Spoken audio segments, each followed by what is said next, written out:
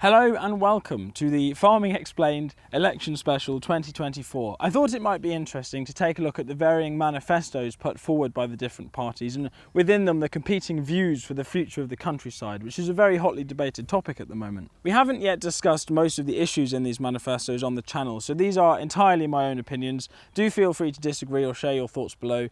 I will say for balance that politically I'm sort of pragmatic centre-left, although I feel that the stuff that this channel will eventually argue is just sort of sensible and not necessarily politically left or right. For example, I heard Rory Stewart talking on his podcast that he has with Alistair Campbell about farming to the old NFU president, Minette Batters, and I completely agreed with everything that he said, and he used to be a Conservative MP. I think politics in the countryside is kind of upside down at the minute. It's very strange. You'll notice the right-wing parties want food security and essentially a cheap food policy, which when first introduced in this country was done by the socialist Labour government immediately after the Second World War, in the same political moment that gave us the National Health Service. It's materially left-wing. But then the left-wing parties today want the opposite. They want environmentalism rather than cheap food, which I think in the human world at least is materially right-wing. We'll start off by looking at the Conservative Party, who have been in government for 14 years, so we can assess their track record. I am going to be quite critical, but don't worry, I'm then going to do what left-wing people do best and attack the Labour Party from a moralistic standpoint. The Tory manifesto has a whole section dedicated to backing farmers for food security,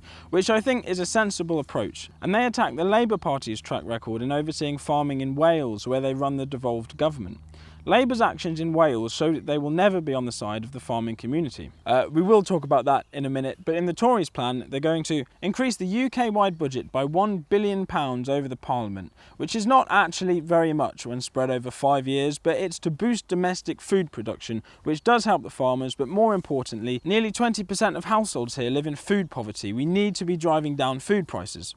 They want a legally binding target to enhance food security, which farmers will agree is very important, particularly as the food supply is hit by geopolitical events and climate change. But £1 billion over a parliament probably won't do much to achieve that. Reforming the planning system is kind of good, maybe. Policies like that could be done badly or done well. It depends on the small print. The countryside still has to be pretty alongside being efficient. Labour, massive problem. Lots of British people don't want to do this type of work, which I think is a shame because it is the good life. But there is some stigma attached to farm work maybe, and it might be a little scary if you're coming into this world from outside. When we milked cows, we employed Poles and Romanians, and people who grow stuff that needs picking manually really do rely on seasonal migrants. During COVID, when the migrant workers weren't forthcoming, the government had the Pick for Britain campaign, but British people just aren't really about picking fruit all day, so it was a total flop. So I think this is a strange approach from the Conservatives, because they seem to recognise that we need migrant labour, but in the same bullet point want less migrants and more automation. Make your minds up, chaps. And stand up for farmers in trade deals. We can discuss their track record. I genuinely believe the most radical thing this Conservative government has given us, apart from Brexit or perhaps because of Brexit, has been their complete reshaping of agricultural policy to the point where it isn't really agricultural policy anymore, but environmental policy.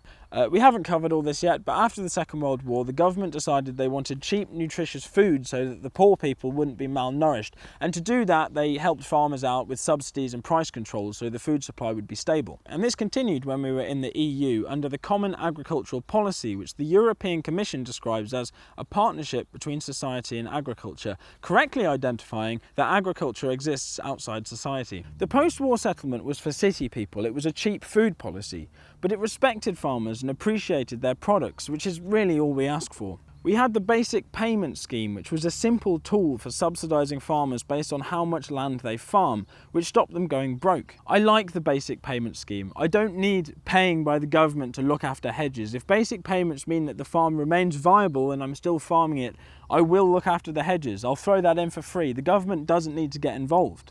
But today, we don't even have a farming ministry. We used to have the Ministry of Agriculture, Food and Fisheries, but today we have DEFRA, the Department for the Environment, Food and Rural Affairs, which shows that farming has fallen in our national list of priorities, but also means that you have farming and the environment under one umbrella. DEFRA is the rural ministry, and I think within the political world there's a little bit of stigma attached to it. Civil servants aren't that keen on working for DEFRA, and politicians don't set out to reach the lofty heights of ruling the countryside. So the people who end up running DEFRA are typically townies with no real interest or understanding in the countryside, and giving those people both farming and the environment under the same umbrella typically means they pick a side rather than producing a coherent strategy that ticks all the boxes, which I think could be done. The Conservative ministers just haven't been good enough. I've left out a few filler non-entities, but we've had Owen Paterson, who was a climate sceptic who opposed the fox hunting ban, and after he left DEFRA was thrown out of Parliament for being corrupt and lost his ultra-safe seat. After him, we got Liz Truss.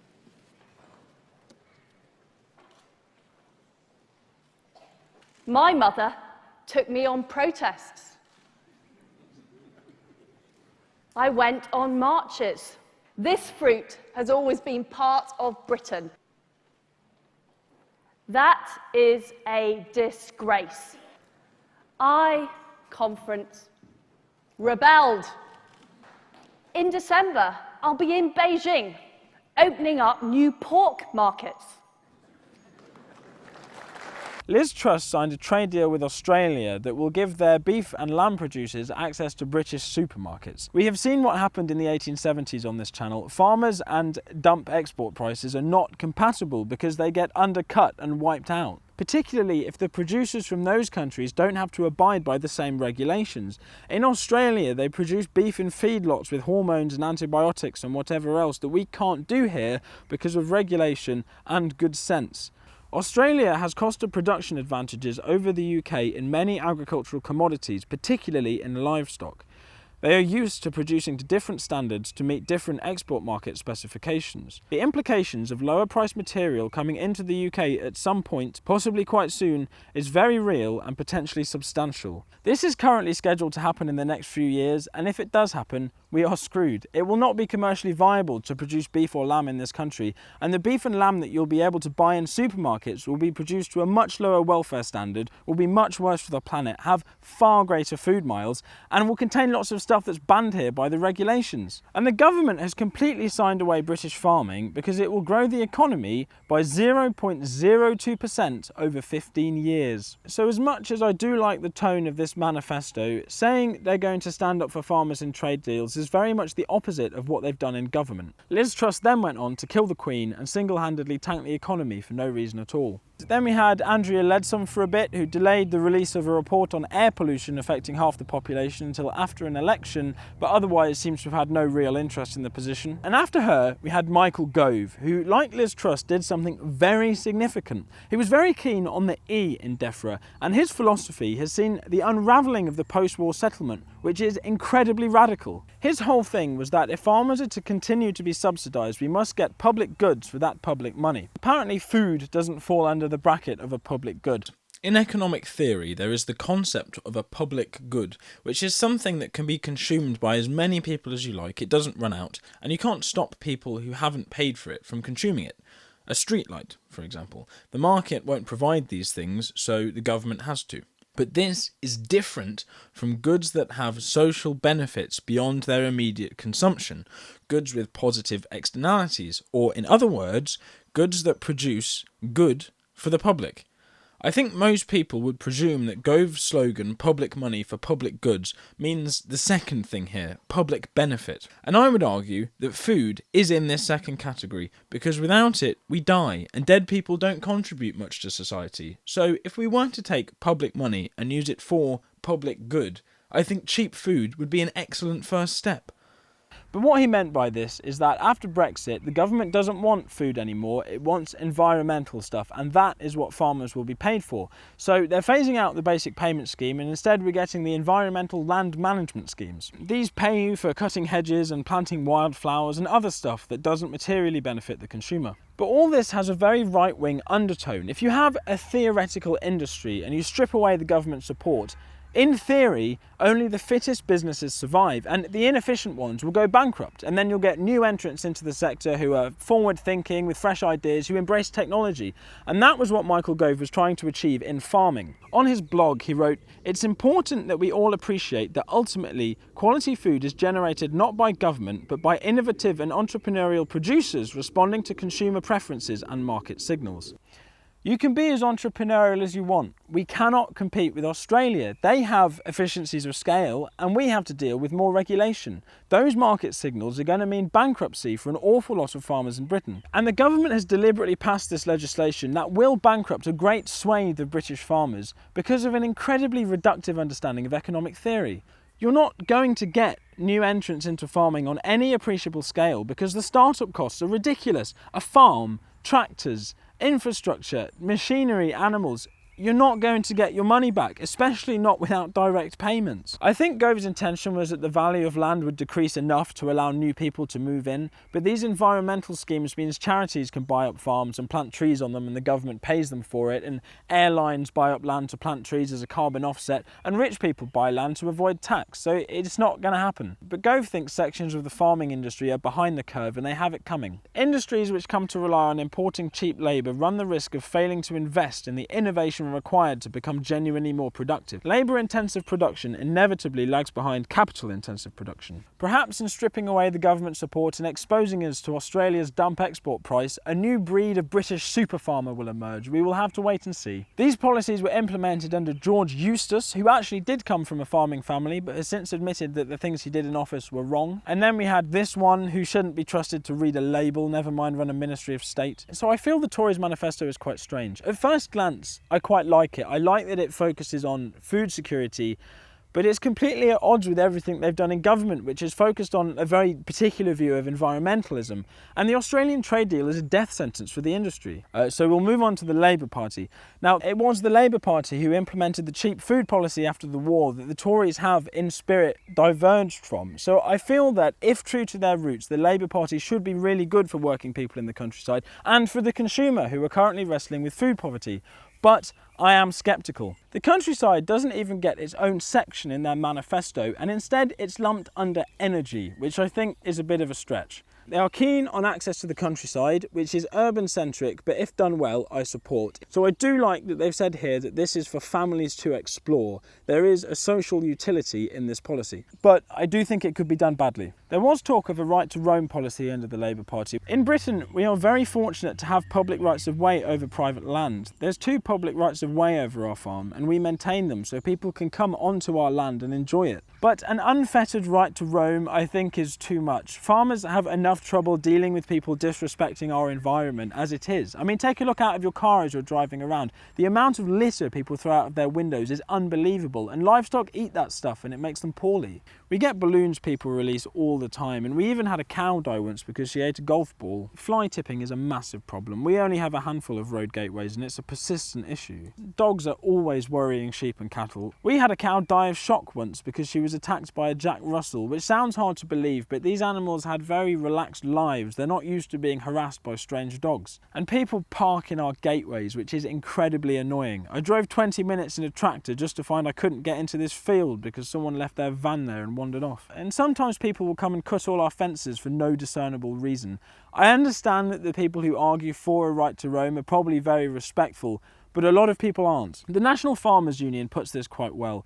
They want responsible management of public access to the countryside so it can be enjoyed by everyone while recognising that much of it is an active working environment. But I think that now is essentially the Labour Party's policy, so it's good they've amended that. But Labour don't really say very much about what they are going to do.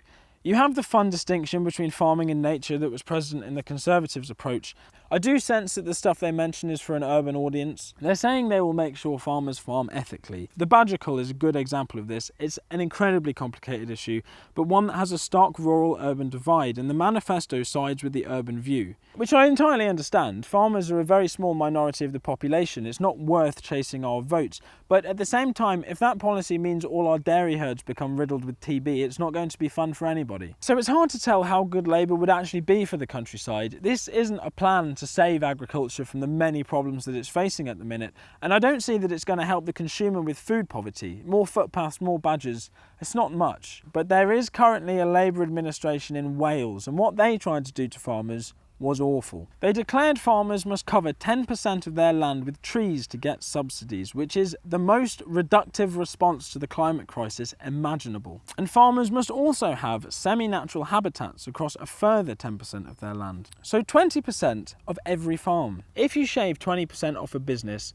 a lot of the time that's going to be more than their profit margin. And hill farming, common in Wales, is famously not very profitable. Farmers put a pair of wellies outside the Welsh Assembly for every job that would be lost under the government's own calculations. 5,500 pairs of wellies. But it's not just jobs, it's families, communities, livelihoods, the rural way of life. And what is ironic here is that the Welsh government are really keen on fostering Welsh culture. They have lots of services to promote the Welsh language. But then, with the other hand, they are attacking the very people who are most authentically Welsh, who perpetuate Welsh culture, the Welsh folk who live in the countryside. There are so many reasons this policy is awful, but the thing that concerns me most about it is that people who probably believe that they are the good guys are weaponising the Labour Party against working people. The only thing crude, reductive policies like this achieve is to make the people who implement it feel good about themselves, and they're quite prepared to knowingly wipe out entire communities and their culture along with it to achieve that. Labour have rightfully backtracked on the Welsh policy, but it's such a heartless idea and it's not a measured response to climate change. The Labour Party need a 1947 Agriculture Act rehashed to include good climate science and an industry-scale emissions plan that doesn't use GWP 100 and instead uses GWP star. Subscribe and I'll explain what that means in the future. I think if the Labour Party fail to do that, they will be failing the rural community and consumers, but also the planet. Less focus on trees, more focus on emissions. The Lib Dems, however, although they do still treat the natural world and farming as distinct and probably opposing interests, a theme developing there, have thought about this a little harder. They do retain the Conservatives' environmental reforms and talk about alternative protein, but they also do stuff to benefit rural communities. Investing in rural and coastal infrastructure and services, including local abattoirs, so that communities are viable and can attract and retain workers, particularly from younger age groups. That protects communities. We like that. Using public procurement policy to support the consumption of food produced to high standards of environmental and social sustainability, which is nutritious, healthy, and locally and seasonally sourced. Nutrition for the people, very important, very good. And they look after consumers. Strengthen the groceries code adjudicator to protect consumers from unfair price rises and support producers. This is what we want. They're offering 5 times the amount of money the Tories were, which is cool. This money will be for the environment and farmers will get a fair deal, essentially through the policies Michael Gove came up with.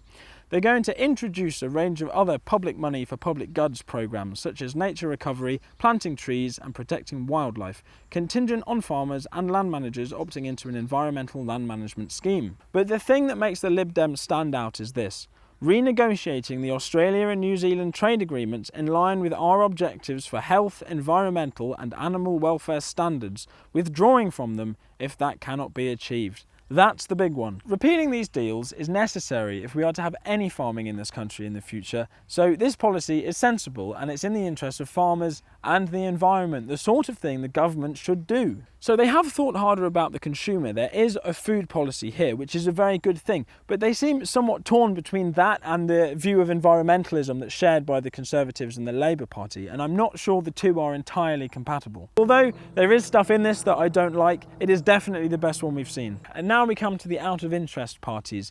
Being completely honest, I think the Conservatives' reforms have been so radical that the Green Party don't really have much to offer on the countryside because the Conservatives have already done it. Their proposals are very similar in spirit to the major parties.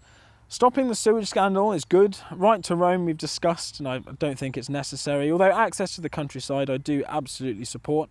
Setting land apart for nature, however, I heartily oppose. It will mean paying people to own land and not do work, which is what the aristocrats have always felt entitled to, and they have always framed it as natural, as we recently discussed. On that note, the newspaper we get this week had a piece about rewilding. It says a 300-acre project is very important because it has barn owls, foxes, orchids and nightingales. Our farm is a third of the size of that, and most of it is wheat this year, and we have all of those things. It's nonsense. Projects like this benefit landowners who don't want to work. Articles like this make me think that the strand of environmentalism all of the political parties seem to have seized upon won't even materially benefit wildlife, but the price we pay for rewilding and its attendant schemes is a reduction in the food supply, and inevitably the food poverty crisis will get worse. So I must oppose that policy. I think it is possibly well-intentioned but deeply misguided.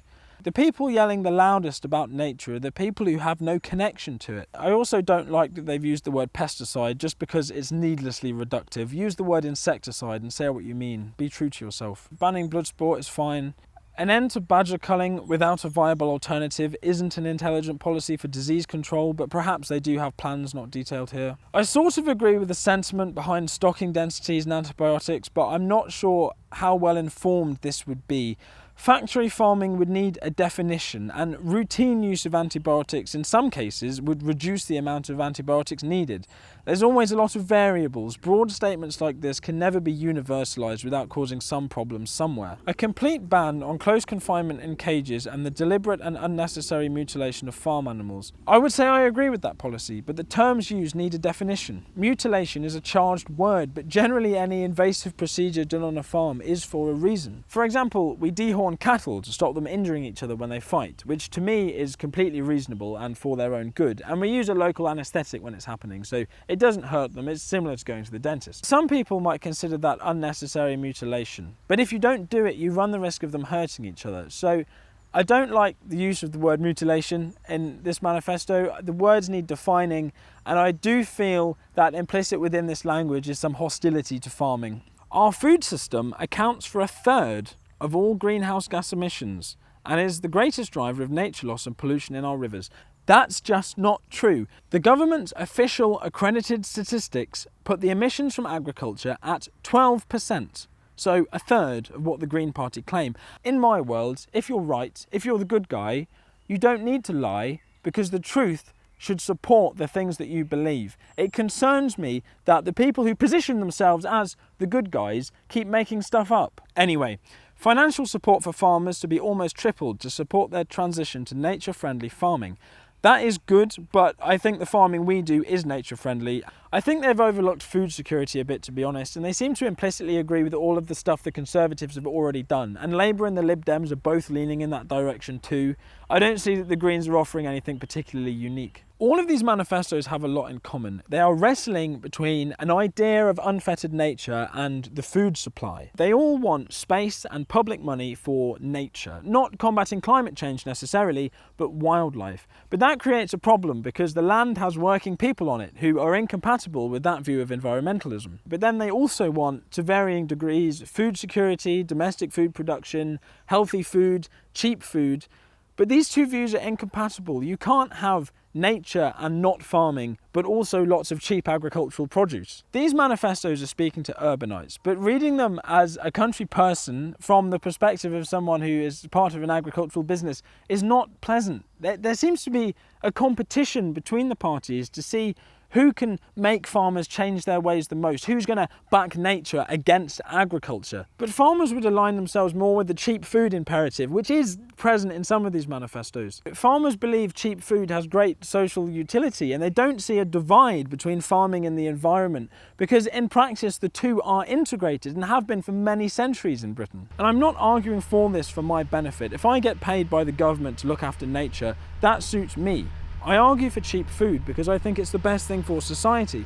If the food system is put under any more strain, it will be everyone's problem. But these manifestos are not encouraging my family to produce cheap food or even to stay afloat. I don't feel that any of these parties are really fighting my corner. Farmers are a disaffected socioeconomic minority being attacked by a political class who don't understand their way of life and don't listen to their protests. And with that in mind, we turn to the manifesto of Reform UK, which for those outside Britain is a new right-wing populist group led by Brexit man Nigel Farage. Unlike the other parties, Reform UK make no attempt to balance the popular conception of environmentalism with farming, and that allows them to produce an agriculture policy which is frustratingly sound. Help farmers to farm, not pay them to leave or retire. This is the only manifesto that speaks to farmers, telling them that they will be looked after and appreciated. They want to return to the basic payment scheme, to keep productive land being productive. Protecting country sports, personally, I'm not that keen on.